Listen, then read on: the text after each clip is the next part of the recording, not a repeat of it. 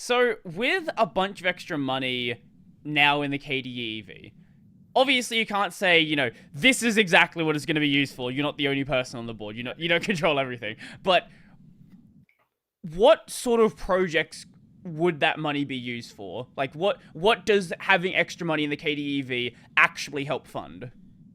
It's a good question. Again, to repeat what you said, I am not and should not be the king of KDE making all decisions. This is a collective decision by the board. I am currently a member, but only one member, and any such decisions will be made collectively. But that said, I've been pretty public about what I think the money should be used for. On top of that, there are other things that KDE EV has done as well that we would just be doing more of, right? So one is balancing the budget. We want to eventually do that. We have been public about wanting to do that, and this definitely helps take us in that direction. Um, Another topic that frequently comes up is what we should do about having our own OS. We have Neon right now, and then there's KDE Linux, which is in heavy development right now, and it's been something that we've talked a lot about, how we want to have our own distribution channels. And you've seen this in a couple of cases, not only with an OS, but we also have the Windows Store. KDE EV funded the pipeline to upload apps to the Windows Store so that developers could make their apps available to Windows users, Mhm. and they could charge a fee for it so that we could make a revenue stream out of that. And of course, the binaries will be available for free publicly if you don't want to do that, and they still are.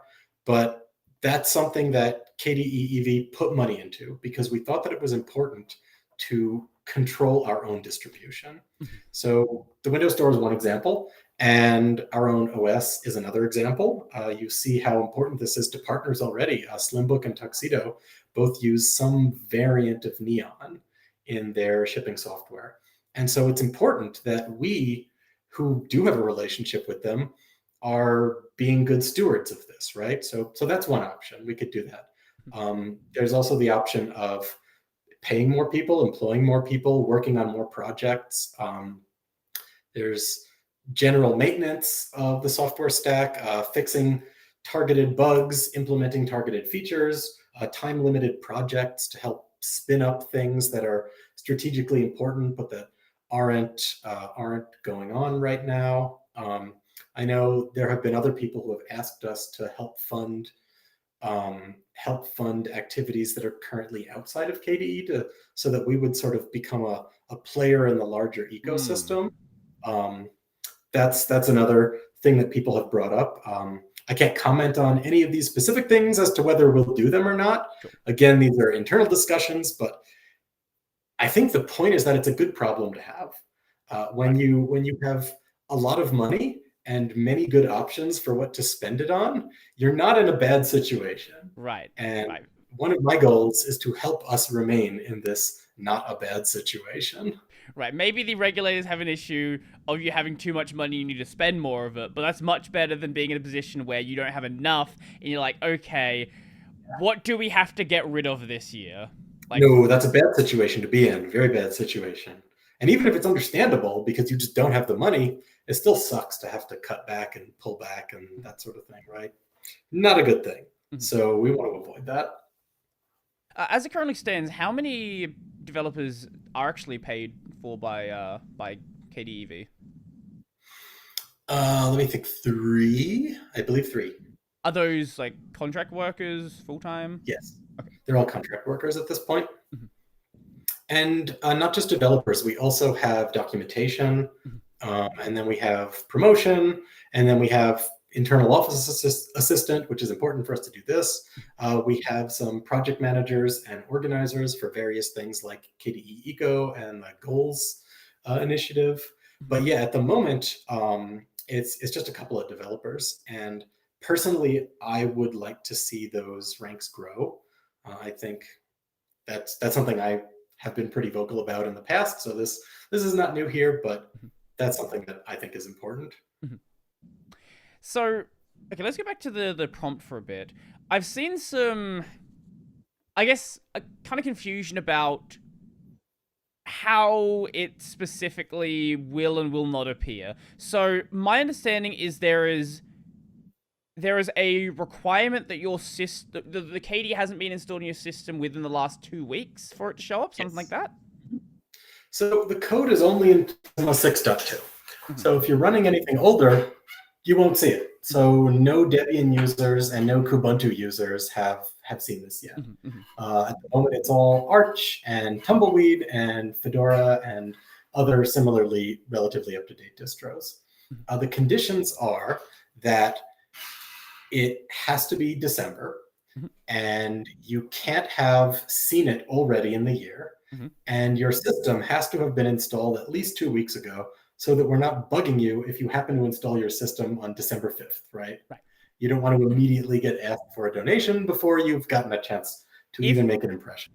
If they do install it during December, say, December 5th, would they then see a notification on the 19th? Yes. Okay. That's right. And if somebody never super easy to change too, like if we wanted to change that from 2 weeks to, I don't know, 4 weeks, it's literally one line in a piece of code. So it's very easy to change. But so far, I don't think we've seen a lot of reason to. And let me tell you, the feedback on this was scrutinized very closely. So we really wanted to make sure that we weren't burning goodwill. And so far, it doesn't seem like we've had, so there isn't a lot of push to change it. Why mess with a good thing, right? If a user or a distro, there's the whole, I don't know if you've seen it, I don't know if you go on Mastodon a bunch, but there's like a whole drama over there about some donation button being removed by an OpenSUSE patch. That whole separate story. But if a distro, for whatever reason, wanted to remove it, or a user wanted to remove it, is that a thing they can do? They can do that. There are 2 ways to do it. The sort of more sysadmin way is to go into the background services page, which is no longer listed in system settings. But if you search for background services, you'll find it. And then you just uncheck the checkbox next to donation notification. Then boom, it's gone forever.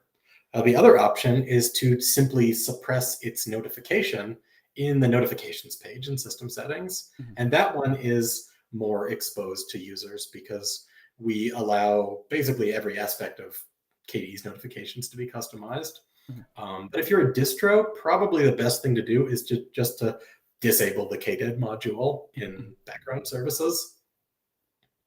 And yeah, this was expected and planned for, so there's an explicit way to do this if you don't want to do that, right?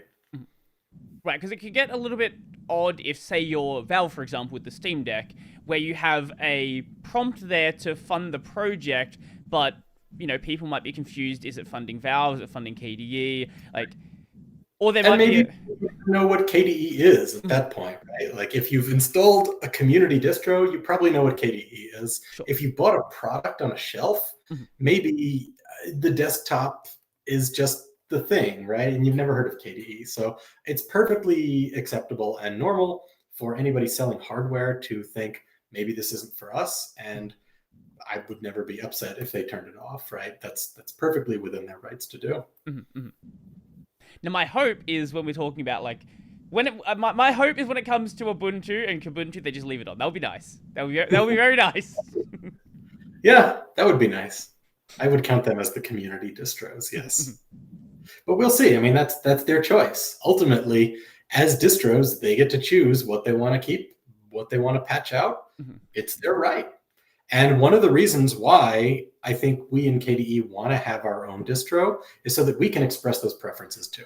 Right. Because just as it's legitimate for somebody else to say, okay, this KDE thing isn't for us, let's get rid of it. We want to be able to say, okay, this is how we think the system should be put together in our ideal world. And you now have that option too. If you don't want a different set of opinions to guide your setup,